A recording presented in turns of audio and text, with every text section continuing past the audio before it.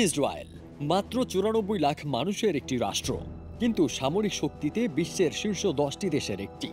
তাদের প্রযুক্তিগত সক্ষমতা, প্রশিক্ষিত বাহিনী ও আধুনিক অস্ত্র ভাণ্ডার অনেক বড় দেশকেও চ্যালেঞ্জ করতে পারে। প্রশ্ন ওঠে, এই শক্তির ব্যবহার কোথায় এবং কাদের বিরুদ্ধে? তাই আজকের এই আলোচনা শুধু সামরিক শক্তির বিশ্লেষণ নয়, বরং সেই শক্তির ব্যবহার করে কিভাবে তারা দখল, নিপীড়ন এবং গণহত্যা চালিয়ে যাচ্ছে তার বাস্তবতা তুলে ধরায় মুখ্য।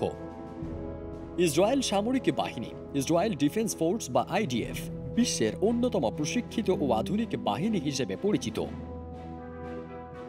আধুনিক প্রযুক্তির আয়রন ডোম, অ্যারো সিস্টেম, F-35 যুদ্ধ বিমান সবকিছুই যুক্তরাষ্ট্রের সহায়তায় হাতে পেয়েছে তারা।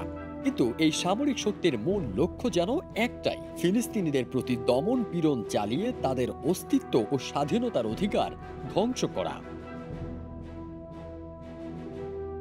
১৯৪৮ সালে ইসরায়েল রাষ্ট্র প্রতিষ্ঠার পর থেকেই ফিলিস্তিনিদের অধিকার কেড়ে নেওয়া শুরু হয়।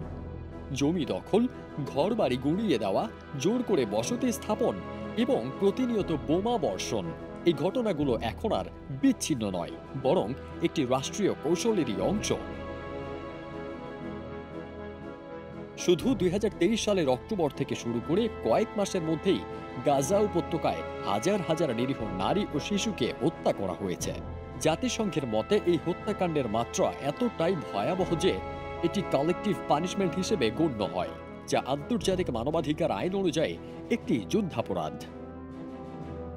ইসরায়েল প্রায়ই দাবি করে তারা আত্মরক্ষার জন্য এই পদক্ষেপ নেয়, কিন্তু প্রশ্ন ওঠে, একটি আত্মরক্ষার বাহিনী যদি স্কুল, হাসপাতাল ও শরণার্থী ক্যাম্পে বোমা ফেলে, তবে তা আর আত্মরক্ষা থাকে না, বরং হয়ে দাঁড়ায় এক প্রকার রাষ্ট্রীয় সন্ত্রাস।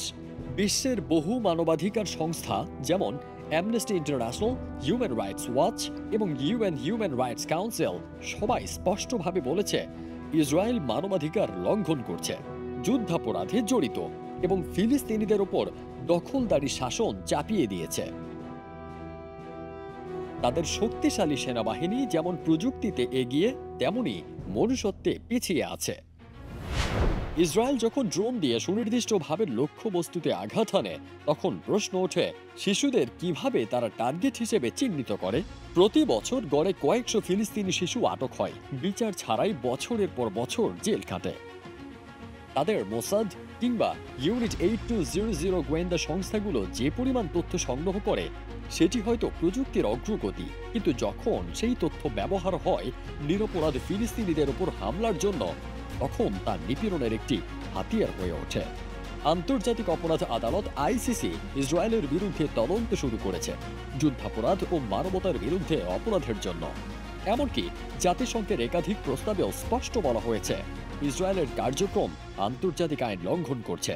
সুতরাং ইসরায়েল যে একটি শক্তিশালী সেনাবাহিনী গড়ে তুলেছে তা অস্বীকার করার উপায় নেই, কিন্তু এই শক্তি যদি দখল, নিপীড়ন ও গণহত্যার হাতিয়ার হয়ে ওঠে, তবে সেই বাহিনী আর গর্বের বিষয় নয়, বরং তা বিশ্বের বিবেকের কাছে একটি ভয়ঙ্কর বিপদের নাম। ফিলিস্তিনের মানুষ আজও প্রতিদিন জীবনের জন্য লড়ছে, জমির জন্য, আশ্রয়ের জন্য, ন্যায্য অধিকার আর সম্মানের জন্য। এবং এই সংগ্রামের মুখোমুখি দাঁড়িয়ে থাকা ইসরায়েলি বাহিনী, তাদের হাতে প্রযুক্তি থাকলেও মানবতা নেই।